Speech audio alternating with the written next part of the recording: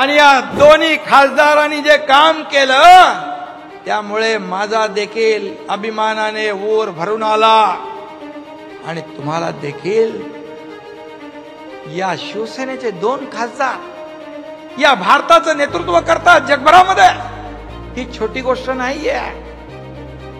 जे आता गल्लीमध्ये बसून जे काय मगाशी त्याला मिलिंदने उत्तर दिलेलं आहे, त्यामुळे मी काय त्या चिखलामध्ये दगड टाकू इच्छित नाही.